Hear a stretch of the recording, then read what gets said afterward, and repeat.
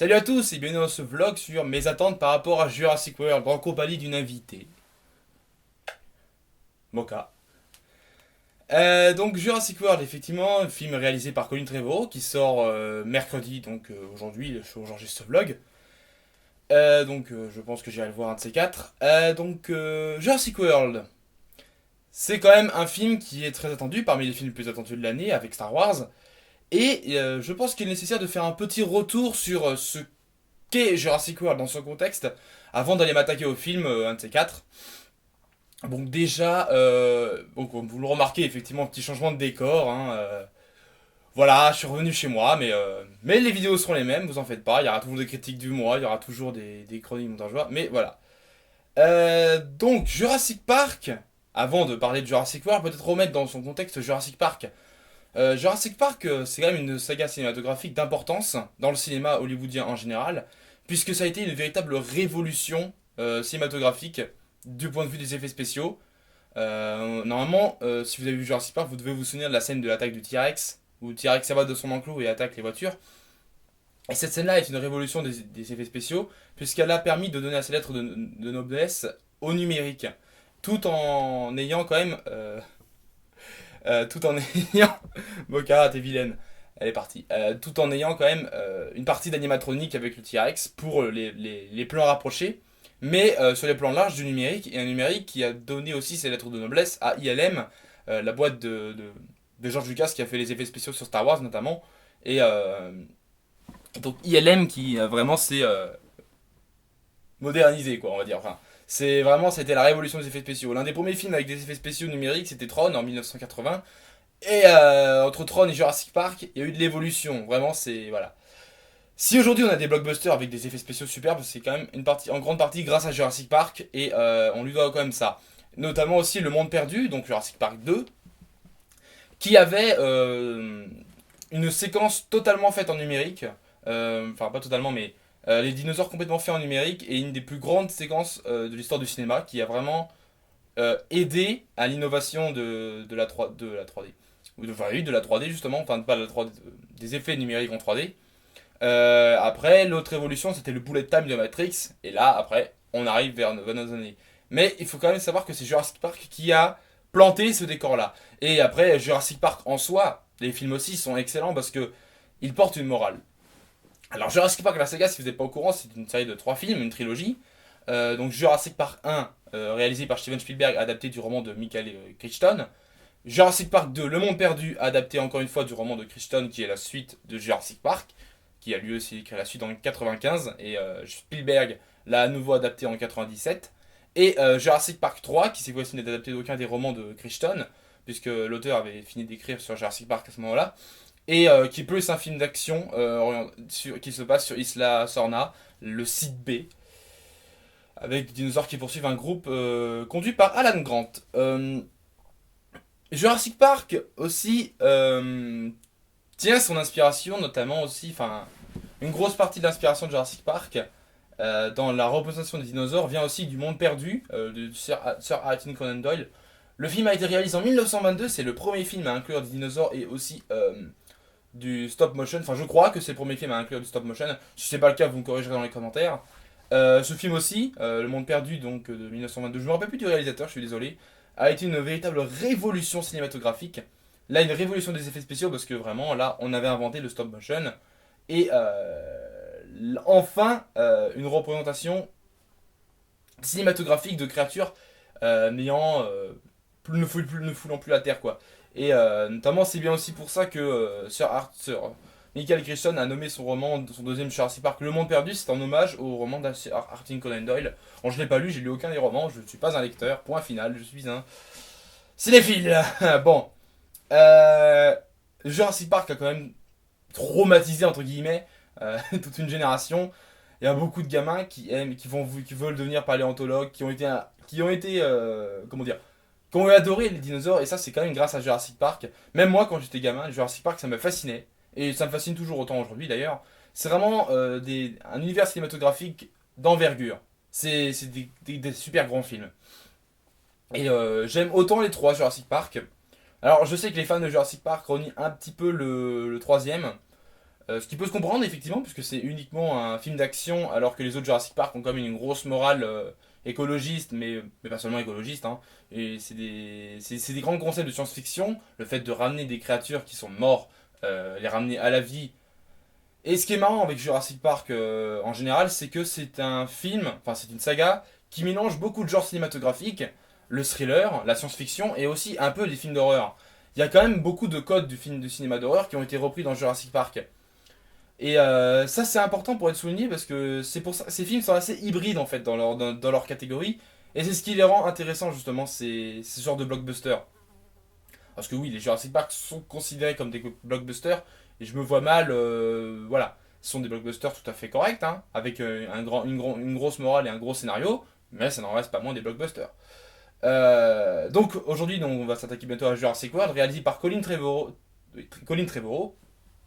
qui à son actif aujourd'hui n'a qu'une seule réalisation de long métrage, Safety Not Guaranteed, que j'ai vu hier soir, justement pour préparer ce vlog. Et donc Safety Not Guaranteed, c'est un film, un petit film indépendant, pas produit avec beaucoup de thunes. On voit un petit peu quand même l'académisme de Colin Trevorrow avec justement le film a un montage très rapide. Et ça c'est typique des jeunes réalisateurs qui débutent dans le cinéma, c'est des montages très rapides. Alors je dis pas que c'est pas forcément voilà, mais le film va vraiment très vite. Il y a des beaux acteurs dans Safety Not Guaranteed. Pour vous faire l'histoire en fait c'est des reporters pour un magazine qui vont enquêter sur un savant fou en fait qui veut remonter le temps. Et le personnage principal de Darius, qui est une femme, va se rapprocher de plus en plus de ce savant fou. Et ils vont avoir une relation ensemble. Enfin voilà. Je vous en parle pas plus, hein, allez voir le film si vous êtes curieux. Le film est pas mal du tout, mais ouais. Il y a un rythme de montage très rapide et les acteurs sont de qualité, vraiment. Les acteurs pas très connus, mais de bons acteurs, vraiment. Donc Colin Trevorrow a fait un bon premier film et il se voit maintenant chargé d'un des gros projets donc, cinématographiques de ces dernières années, Jurassic World, quatrième volet de la saga Jurassic Park. Et ce qui est marrant de constater, c'est que Hollywood a adopté une démarche très similaire aussi avec justement le remake de Godzilla, avec Gareth Edwards qui n'avait réalisé qu'un seul film. Et je vais vous parler un petit peu du remake de Godzilla encore une fois, parce que c'est... Il semblerait que Jurassic World marche dans les traces laissées par Godzilla. Et c'est intéressant parce que les bandes annonces témoignent vraiment d'une inspiration du remake de Gareth Edwards. Notamment, on avait un sound design qui était assez dans la bande annonce qui ressemblait au cri de Godzilla. Ça, c'est un ami qui me l'avait fait remarquer. Effectivement, j'ai prêté une oreille et c'est vrai qu'il y a une inspiration. Et notamment, j'avais repéré une scène qui était directement calquée sur une scène de Godzilla. Une scène dans la bande annonce où des soldats sont dans une forêt et commencent à lever le regard au ciel. Et on a exactement la même scène dans le remake de Godzilla où les militaires cherchaient l'ogive nucléaire au milieu de la jungle. Et voilà. Donc effectivement, on a une inspiration qui est claire et d'ailleurs ça ne m'étonne pas puisque je suis pas sûr mais je crois qu'un des producteurs de Jurassic World c'est Legendary Pictures qui ont justement produit Godzilla avec Warner Bros. Donc on n'est pas à l'abri d'une inspiration de Godzilla et pour mon plus grand bonheur j'ai envie de vous dire. Donc voilà, Jurassic World, sinon qu'est-ce que je peux en attendre en lui-même? Parce que c'est un film, c'est un des blockbusters de cet été. Les blockbusters de l'été ont commencé avec San Andreas et je crois Fast and Furious. Et là on arrive sur Jurassic World, là ça va pleuvoir niveau blockbuster. Euh, avec Mad Max et aussi. Globalement, de la partie de réalisation, j'attends une réalisation assez... bah, comment ils vont filmer les dinosaures? C'est pour moi la grande question qui se pose. C'est comment filmer les dinosaures aujourd'hui. Parce que on a eu beaucoup d'autres films de monstres depuis Jurassic Park. On a eu Cloverfield, on a eu le remake de Godzilla, encore une fois, qui ont adopté des points de vue assez humains, qui filmaient l'humain, enfin le point de vue de l'humain avant tout. C'est pour ça qu'il y a l'utilisation du scope anamorphique en 16 neuvième et voilà. Enfin, non, non, pas Cloverfield. Cloverfield n'utilise pas parce que ça, c'est du caméra emportée. Donc, effectivement, c'est du 16 neuvième. Et le scope anamorphique, je sais plus. Je sais plus trop les formats, je ne m'y connais pas exactement bien en format. Et il y a une autre méthode aussi pour filmer les monstres, qui était plus celle, effectivement, de Jurassic Park, premier du nom, un des premiers Jurassic Park, et plus celle, la méthode à la Pacific Rim, en fait, où là, on a les caméras avec des très grands objectifs, faites pour filmer les monstres dans des grands décors, quoi. Effectivement, un mode qui se ressemble un peu plus des premiers Godzilla japonais, où vraiment le monstre et le décor, quoi. Mais pour les Jurassic Park, les dinosaures ont toujours été filmés grands, d'un point de vue assez humain, parce que on avait dans les Jurassic Park, on a beaucoup de plans caméra à l'épaule, au moment des scènes d'action, où on a des raptors, des triceratops, enfin voilà. En général, il y a beaucoup de plans en caméra à l'épaule qui sont faits pour les scènes d'action et les scènes un peu plus posées, l'espace et les travelling, les caméras posées, enfin voilà. Euh, alors, ça c'est pour les ça c'est pour les Jurassic Park. Donc je pense que Colin Trevorrow, lui qui faisait justement, qui a fait beaucoup de plans en caméra à l'épaule dans Safety Not Guaranteed, beaucoup de plans en caméra à l'épaule et sinon il pose la caméra champ contre champ. C'est académique, c'est basique, mais ça marche bien. Je pense que Colin Trevorrow va reprendre ce système-là et va essayer d'adapter sa sauce à Jurassic World. Du coup, essayer d'après ce que nous dit les bandes annonces, les monstres vont paraître gigantesques. Donc, ce qui peut donner un truc intéressant au niveau de la 3D. Et j'attends pas mal de la 3D parce que j'ai eu de très bons retours sur la 3D de Jurassic Park. Jurassic Park a été réédité en 2012 en 3D. Et il y a eu de bons retours pour une 3D post-conversion. Donc, on peut s'attendre à ce que la 3D de Jurassic World envoie du pété. Si Steven Spielberg arrive à gérer une bonne 3D, je pense qu'il arrivera à nous faire une bonne 3D ici, parce que Steven Spielberg est producteur exécutif, ce qui veut dire qu'il accepte toutes les décisions qui sont prises par le scénario. En parlant du scénario, les bandes annonces ont laissé un peu apparaître pour le scénario. Je ne suis pas trop renseigné pour éviter de me spoiler la gueule, mais grosso modo, le scénario sera l'ouverture d'un nouveau parc. Alors, Isla Nublar, Isla Sorna, je ne sais pas. Je pense que ce sera sur Isla Nublar, puisque c'est là où les premières installations avaient eu lieu. Donc je pense qu'il est plus facile, étant donné qu'il y a aussi moins de dinosaures, que ce soit plus facile à contrôler. Donc pour vous rappeler quand même, il y a eu l'incident de San Diego, donc l'attaque du T-Rex à la fin de Jurassic Park, le monde perdu, qui peut jouer un élément très important au niveau des associations pour défendre la nature. Et je suis curieux de voir comment les événements des anciens Jurassic Park vont être placés dans ce nouveau Jurassic Park. Est-ce qu'il y aura des manifestations, entre guillemets, enfin voilà. Un autre truc qui a fait beaucoup tiquer les fans aussi, c'est les raptors apprivoisés. Alors moi personnellement je trouve ça que c'est une bonne idée parce que les raptors on nous les a beaucoup rabibochés comme des créatures ultra intelligentes. Il y a qu'à regarder Jurassic Park 3 où ils nous disent les raptors ils chassent en meute. Enfin voilà les raptors c'est des créatures, c'est des saloperies ultimes. Et je trouve ça couillu quoi que le mec ait décidé de faire des raptors apprivoisés. Je trouve que c'est une bonne décision, enfin une bonne décision. Ça attend de voir ce que ça peut donner mais je, en amont je trouve que c'est une bonne idée. Parce que justement, ça démontre que les mecs connaissent un peu leurs produits et c'est couillu de la part du mec qui veut relancer la saga Jurassic Park, la licence, parce qu'il y a des suites prévues. Je trouve ça couillu, quoi. Vraiment. Donc, ouais, les raptors apprivoisés, moi je dis ouais. Les dinosaures aussi génétiquement modifiés, ça aussi, ça fait beaucoup tiquer les fans. Mais pourtant, ça, j'avoue que je comprends pas parce que c'est dans l'idée de Jurassic Park. Euh, c'est quand même Jurassic Park, c'est le principe, c'est de faire un parc d'attractions et alors avec des dinosaures, des vrais dinosaures. Et je trouve ça intéressant justement de mettre au service la génétique pour créer de nouveaux dinosaures parce que c'est exactement une démarche de parc d'attraction. C'est les trucs qui marchent vont être répétés forcément dans tous les parcs d'attraction. On aura toujours des Space Mountain à droite à gauche dans des parcs. Mais s'il y a une idée innovante qui vient comme ça, et bien c'est intéressant de l'exploiter pour essayer de faire l'attraction phare du parc, une nouvelle attraction puissante. Et le fait qu'ils veuillent justement créer des dinosaures génétiquement modifiés, c'est tout l'objet du film d'ailleurs, qui va tourner autour d'un dinosaure génétiquement modifié, je ne sais plus son nom. Les fans me le diront dans les commentaires. C'est intéressant parce que l'idée de Jurassic Park est de montrer des dinosaures aux gens, et si on leur montre des dinosaures qui n'ont pas existé, là ça peut attirer du monde et peut faire rêver des générations quoi. Le fait qu'on puisse créer des dinosaures. Donc ouais je dis pourquoi pas, c'est une bonne idée justement. C'est dans l'esprit de Jurassic Park qui veulent créer des dinosaures génétiquement modifiés quand même. Je vous rappelle que tous les dinosaures à Jurassic Park sont des femelles, hein. Donc quelque part il y a toujours l'idée de manipulation génétique, reconstituer les dinosaures à partir de l'ADN de grenouille aussi. Donc je ne vois pas le gros problème de faire des dinosaures génétiquement modifiés pour faire des attractions nouvelles, des super dinosaures, des super prédateurs. Why not? Après tout parce que quand même dans Jurassic Park 3 il nous révèle qu'il y a des dinosaures qui font partie de Jurassic Park, qui est comme le Spinosaurus aegypticus, qui n'étaient pas dans la liste d'InGen et qui donc des dinosaures faits en prévision de nouvelles attractions dans le parc. Donc InGen et John Hammond savaient quand même que quelque part il y avait cette idée de c'est un parc, il faut qu'on soit innovant. Et comme le fait que ramener des dinosaures à la vie serait vite tourné avec les autres associations, je sais plus comment s'appellent les rivaux de InGen. Ils sont nommés une fois, mais je me rappelle plus. Faut lire les romans, mais les amis me le diront de toute façon. Mais voilà, les rivaux d'InGen, effectivement, se seraient aussi emparés du code génétique et auraient fait leur parc à dinosaures aussi. Donc, quelque part, faut rester les premiers, quoi. Là aussi où j'attends un énorme point d'un point de vue sur Jurassic Park, c'est sur la musique. Alors ce n'est pas John Williams qui reprend la partition Don Davis. Vite fait pour la musique des trois premiers opus, j'adore les musiques des trois opus. C'est vraiment des super musiques. Il y a une ambiance qui est super bien dedans. Après, j'adore John Williams. Vraiment ce mec, j'adore ce mec. C'est le mec qui fait des bandes originales de type grandiose. C'était dans un film où il y a John Williams à la musique, c'est grandiose. C'est impressionnant, c'est wow. Et juste, enfin, l'arrivée à Jurassic Park sur le thème là.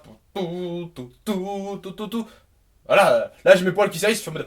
Oh, oh. Mais John Williams, j'ai un truc à reprocher à John Williams.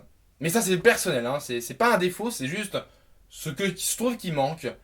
Ça manque d'oppression dans sa bande originale. Me suis rarement senti oppressé par une bande originale de John Williams. Je dis pas que c'est un défaut, mais je trouve que c'est manquant à son travail. Et vraiment, une des seules bandes originales de John Williams qui m'a fait froid dans le dos, c'est peut-être Harry Potter et la Chambre des Secrets. Le thème de la Chambre des Secrets est très très oppressant. Et ça c'est quelque chose que j'aime beaucoup. Mais pourquoi je dis ça? Parce que justement, j'ai trouvé que Don Davis, dans son score sur Jurassic Park 3, qui avait repris le style de John Williams, Don Davis, si vous voulez voir qui c'est le compositeur de Matrix, principalement. La trilogie Matrix, c'est lui qui s'en est occupé. Don Davis, c'est pas un mauvais compositeur. Il a repris le style de John Williams, il avait fait des bonnes compositions. Et justement, c'était quelque chose qui avait chopé, lui. Il avait rendu les compositions de Jurassic Park 3 beaucoup plus oppressantes. Avec beaucoup plus de dissonance, d'instruments qui pètent des câbles, qui sortent de leur gamme.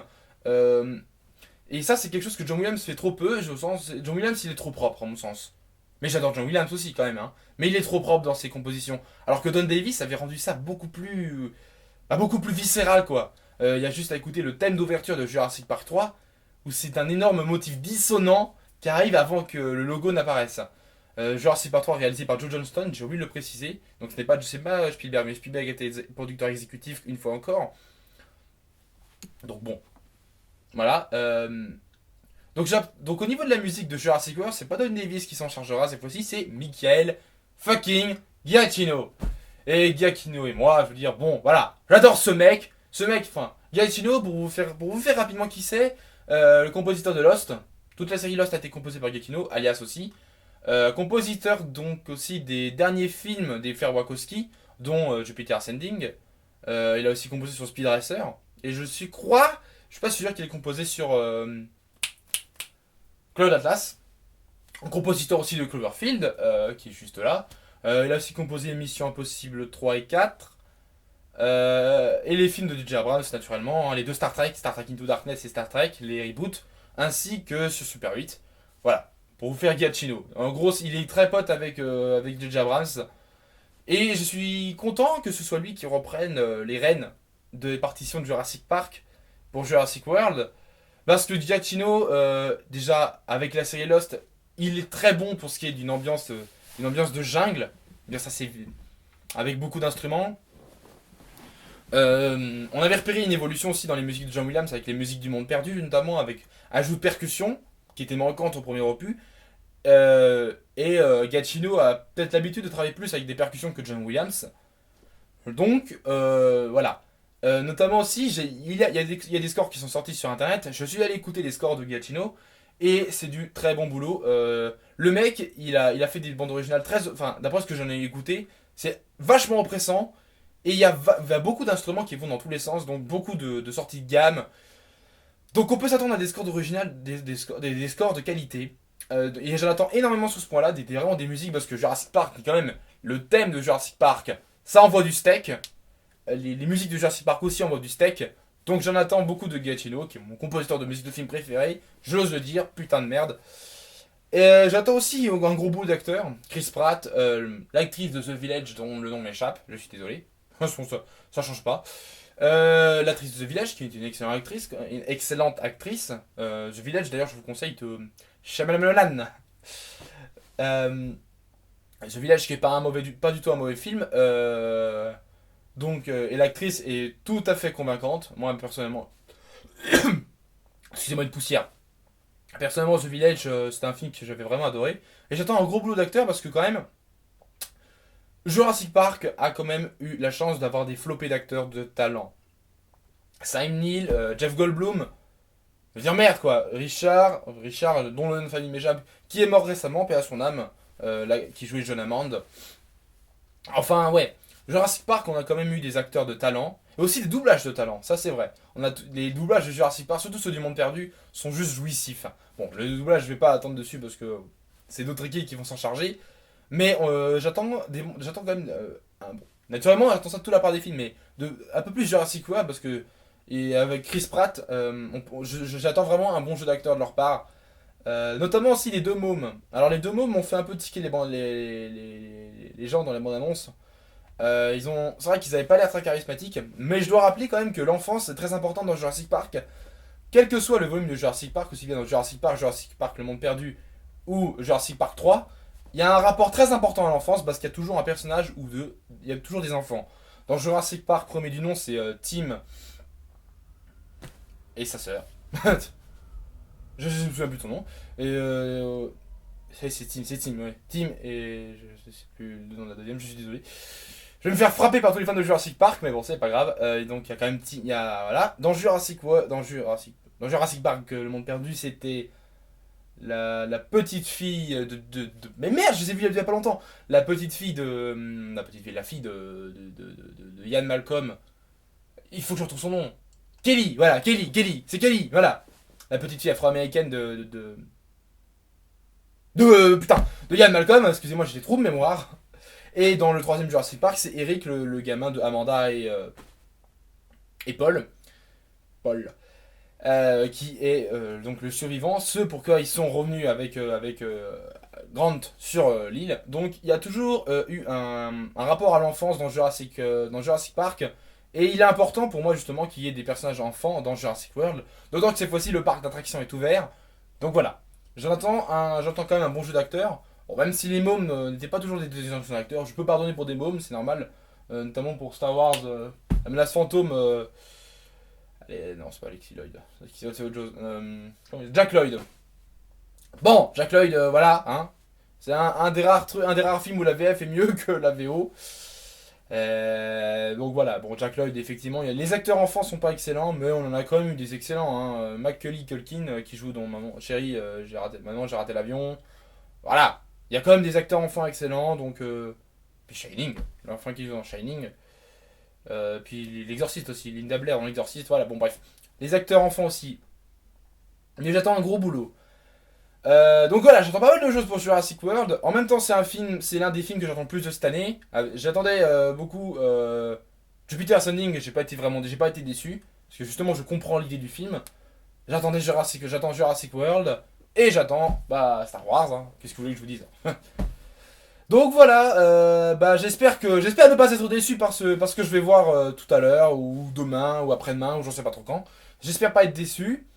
J'espère que ce sera dans la lignée des Jurassic Park. J'espère qu'on aura des clins d'œil à Godzilla. Parce que j'adore Godzilla. Et j'espère que vous prendrez votre pied aussi en voyant ces films. Sur ce, je vous dis à la prochaine. Juste un petit point info pour vous donner quelques infos quant à ma chaîne YouTube. Donc effectivement, vous voyez que je suis rentré chez moi. Donc j'y resterai 3 mois à peu près. Je pense être de retour à Brest pour mi-août, possible. Je sais pas trop quand. Niveau des projets, je suis en train de taffer sur ma 8ème critique du mois. Je sais, c'est la critique qui est censée sortir pour le mois d'avril. Après, il y a le mois de mai, après le mois de juin, et je ferai probablement en juillet quand je tournerai la chronique du mois de juin. Je sais, j'ai du retard, ne vous en faites pas, je vais essayer de. Après Jurassic World, je vais trimer, là, je vais trimer pour rattraper mon retard. Je compte aussi profiter de mes vacances, parce que quand même je suis en vacances, donc je vais ralentir le rythme de vidéo. Mais je vais essayer d'en profiter pour avancer ma chronique sur Godzilla. Alors je pense essayer de faire le tournage avant de rentrer.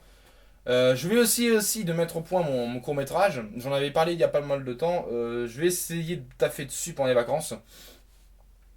Je ne sais pas si j'irai trop au cinéma parce que c'est pas évident de là où je suis. J'ai 30 km à faire pour aller au cinéma.